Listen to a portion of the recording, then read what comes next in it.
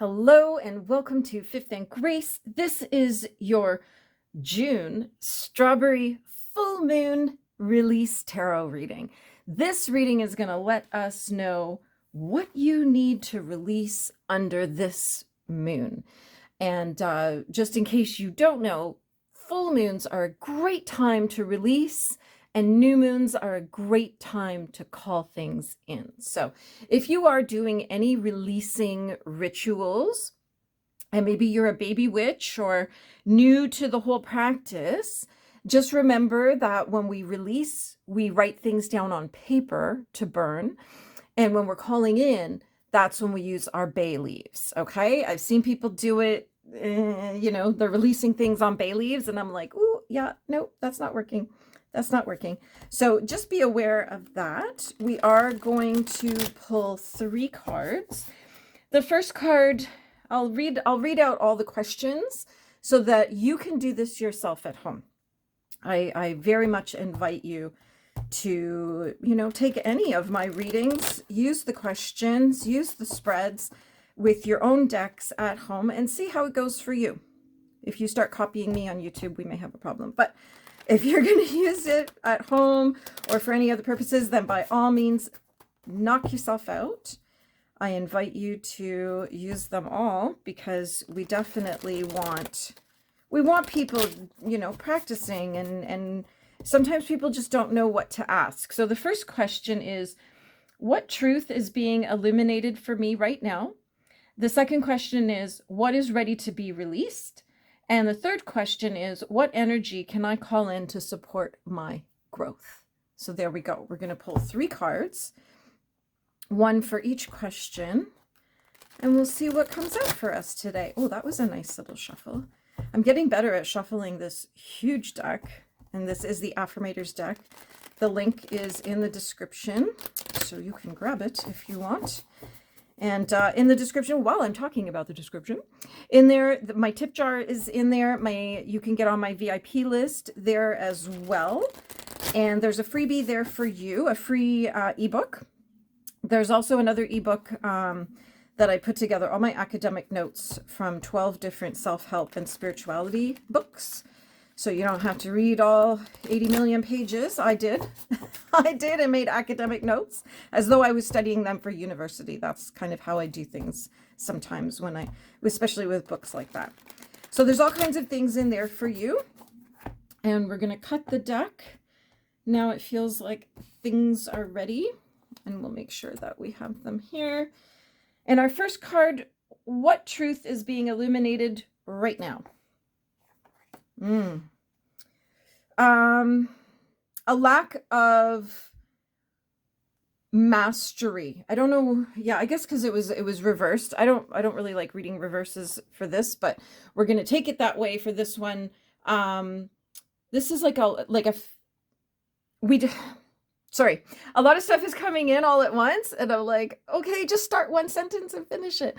So there's this sense that we don't have everything that we need in our physical life. So of course our pentacles are about our physical life. I'm going to guess is that there's maybe some realization that people don't have the skills that they actually thought they might have had and have to do a little bit of work to gain those skills. And also too, because we're in Pentacles, which is also about money and abundance. Perhaps the truth is we don't have the money to do the things we want to do right now. The money will come, but perhaps it just feels like we have to accept some truths about ourselves that we maybe don't have the mastery that we require in order to call in the money that we would like to call in and the abundance that we would like to call in, because abundance doesn't always come in the form of money. So we definitely want to be having a look around in our lives and think about and really be observant of where you might, and I don't like this word, but you might be lacking in what you're doing physically. So we're all very good at at lying to ourselves. We're all very good at saying, oh yeah, I walk like 10 miles a week when we don't even leave the house, you know? Like, because I think that a lot of times what we do is we believe that we are, and we are moving as and thinking as and living as what we actually aspire to be, as opposed to who we actually are. So aspirations are wonderful. Put them on your vision board. Let them inspire you. Let them get you moving. Let them get the, you know, all the fun stuff going. But those are aspirations, and they will remain aspirations until you actually do something about them. So I feel like that's the message here, is that we really have to get honest with ourselves about who we are in relation to who we aspire to be. So I think that's a good message, because we do, you know, there was a coach that I used to follow years and years ago, and she used to always say, you know, have one foot in gratitude and one foot in desire. And if you know who it was that says that, if you know who that is, say that in the comments. Because it's always interesting to me, like when worlds collide and somebody's like, oh, I know who you're talking about. So, you know, it's always good to have our desires, but it's also good to be grateful for where we're at and acknowledge where we're at and be honest with ourselves about where we're at. You know, if you're 200 pounds and you want to be 150 pounds, don't be going through life telling people you're 200 pounds, and don't go through life telling people you're 150 pounds when you're actually 200.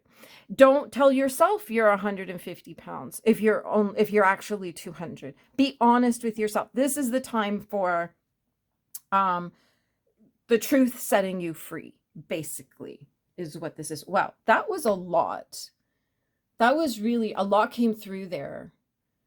So if that feels like that was for you, let me know. Because sometimes I have people comment and be like, oh my gosh, this was exactly what I needed to hear today. So if that was for you, let me know in the comments, and then I will cheer for you. But yeah, it's time to, you know, I like to think that I'm someone who only ever eats healthy. But truth is, I just ate some chips and dip, right? So I gotta be honest with myself that it's not 100% all the time. So just things like that, where it's like, just get honest with yourself. And if you believe that you're someone who walks 10 miles a week, then start being someone who walks 10 miles a week. Start living the life that you aspire to, even if you have to take baby steps, no pun intended, but see what I did there. Okay, card number 2. What is ready to be released? And what's coming in is that this is actually maybe what's blocking you. Maybe what's blocking you. Oh, everything. All of it. All of it. Oh my goodness. You know what? I'm going to look up, and we are going to do the affirmations for this. We'll do them at the end, just so that I don't get confused. Oh my goodness. Okay, I'm going to look up the timing of the tower, because I can't actually remember. I think there's only one that I know right off the top of my head, and that's the Hermit. And whenever somebody pulls that card, like sometimes I'll be in a bar or at an event or something, and I'll just go around, people will just hand me cash, and I'll, you know, say, here, pick a card. And if somebody picks the Hermit, I'll always say, what happened last August? And it is shocking how the room will erupt every single time. Because something always, that person, there's always something that happened in August. So I don't know why I remember that card, but the tower. Oh, and to the person who thinks I talk too much about myself, why don't you create a channel, start making videos, and see how much you can talk about things that aren't about you before you realize, oh shoot, I need to start talking about myself, okay? And massive thank you to the person who came into the comments and told that person off. That was beautiful, and I thank you so much, because it's social media. If it's not social, it's just media. Just turn on the news and they'll talk at you about all kinds of things. Anyway, back to this card. This is definitely a message that there needs to be an intentional dismantling. So there is no timing connected to this card. So this means right now. There we go. It is an intentional dismantling. And you have to let things get out of control. You have to basically release all control that you have over everything. It's like when you take a deck of cards and you throw them in the air and they just land where they land. It's one of those things. Take your hands off the wheel. You can't drive this bus. And you have to just let things fall, whether it's a relationship or your job or something like that. If sometimes there's even, and I always say I never read on this, but with this card, sometimes there is in fact a death involved. It doesn't necessarily mean someone you know is going to die or that you are going to die, but what it can very often mean, because this is more metaphorical than actually physical, is that it's the death of who you are. So let's take us back to this card. If you've been lying to yourself about who you are and you realize now that you've heard all this, that maybe I'm not the person who walks 10 miles a week. So you've kind of been lying to yourself and you decide you're going to make some changes based on this conversation today. That would be the death of an old version of you. If you are like, that's it, I'm done, I'm letting this person go who believes nonsense about myself, and I'm actually going to be the person who does the things I believe about myself, that's creating a new version of you. And in order for a new version of you to exist, the old version needs to die. It needs to fall away. It needs to be deconstructed. So that's a lot of what's going on here in this card. There's some disruption. You know, when we change things, it's disruptive. And we have to learn to live with the new version of ourselves, of our life, of our dreams, of our thoughts, whatever it is. And it's about, it's such a wonderful card. I love this card, to be honest. But it's definitely about, you know how I compare it to? In Europe, and maybe in other places where they grow grapes for wine, if they're not getting good crops and they're not getting good wine, the farmers will, is that what they're called? Are they called farmers? Are vineyard owners called farmers? I don't know, but you know what I mean. You know exactly what I mean. They will actually burn their entire fields to the ground and start over. And then they'll get a piece of grapevine or something from somewhere else and just start fresh.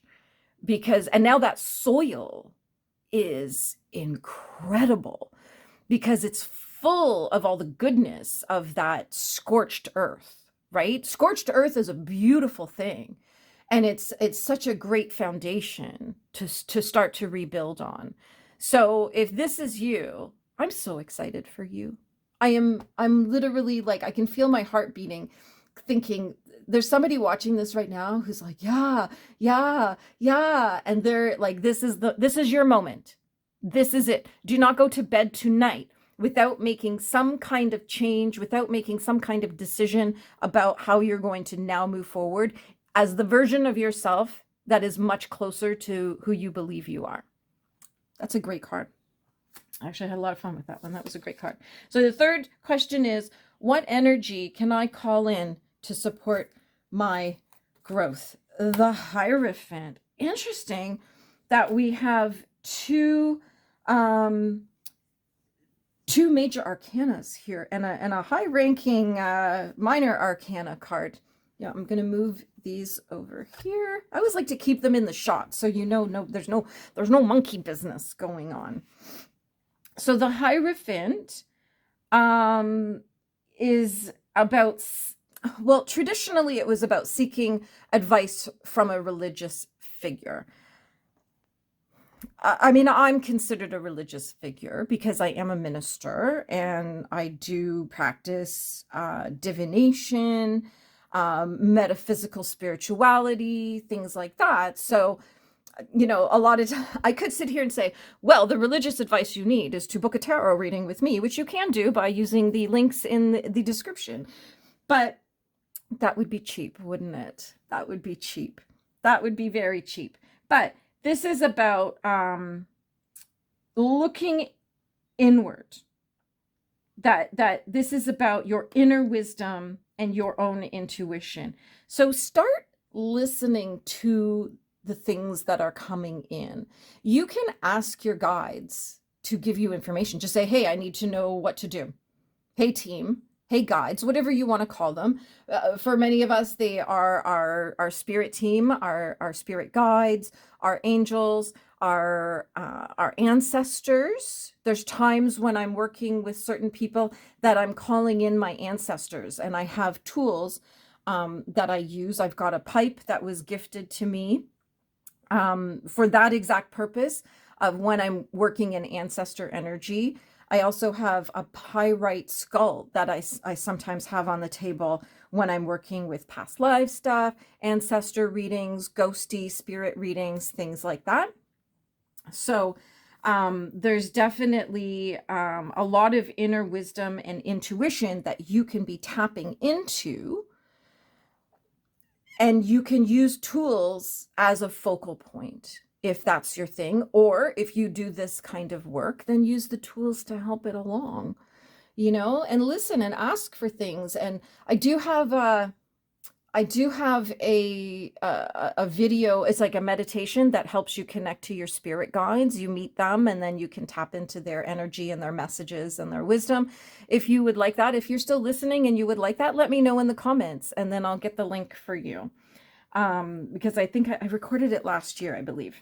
I think it's all been a blur, really. So this is about you working through your own personal development. You know what? This is a fantastic reading, actually. I wish I had pulled this for a specific person. I wish somebody had come and said, I need help. What do I do? So, but this is fantastic because it's like, listen to yourself. Work on yourself. Take the time to do that. This is a journey. It's all a journey of self-development and spirituality. That's what life is. That's what we're here for. If you believe that we are souls in human bodies, then that's what we're here for. So, definitely, there's an institution element about this. Sometimes we have to, go to school. Sometimes we need to speak to a lawyer. It's about, sometimes looking to people who have the skill sets that we don't have, so that we can get that information and not have to spend, years trying to get that information. So if you feel that you need an expert to help you through something, then by all means do that. But also listen to your inner guidance, listen to your inner wisdom, because you're receiving things all the time. You just might not be recognizing them and trusting them. So when you ask your guides to help you, like sometimes I'll just be like, should I turn left or right? Guides team, come on, help me here. If they say turn left and I turn left and everything's perfect and I'm like, yay, thanks team, then I've trusted them and they're all cheering and clapping that I was actually smart enough to do what they said. And then they'll give me more information. So like anything else, like meditation, like yoga, like anything else, it is a practice. You need to work at it. You need to put effort into it. And if you do it every day, and it could be as simple as a 5-minute meditation just to get your brain into that state where you can start receiving things, then start there. Do that. If you need help with, I have lots of clients are like, I don't even know where to begin. And I'm like, great, let's book a session. And we're going to start your journey together. And there's not even like a plan for the session. It's just like, tell me what's going on. And then we're going to pull some stuff that will help you. We might pull some cards. We might do some tapping. We might do some meditation. We might look at past life. So, like, there's all kinds of things. It just depends on what each individual person is experiencing and what they would like to experience. So it's not always nope, you have to book a tarot reading. Sometimes you can just be like, I need someone to talk to and just get some advice. And I have people who will book sessions with me just for that. And then we formulate a plan for them to start adding stuff into their life. So there you have it. I think that was a fantastic reading. I love these cards. Such great energy for this full moon, our strawberry full moon. I do have another full moon tarot reading coming. I'm going to post that tomorrow. So that we kind of bracket both ends of our timing here. And don't forget that the full moon energy does last a few days. So if if you're watching this on Wednesday, don't worry, it's still valid. And this is really valid anytime. If you have stumbled upon this, this message is for you. That's it's always, you're meant to hear it if you stumble upon it. And so, take it at any time. No, it doesn't need to be on a full moon or in June or anything like that. So don't forget to click subscribe, click like, leave a comment, let me know you were here. Oh yeah, I almost forgot. Leave a comment and let me know you were here. And I'm going to do the affirmations for you wherever they are.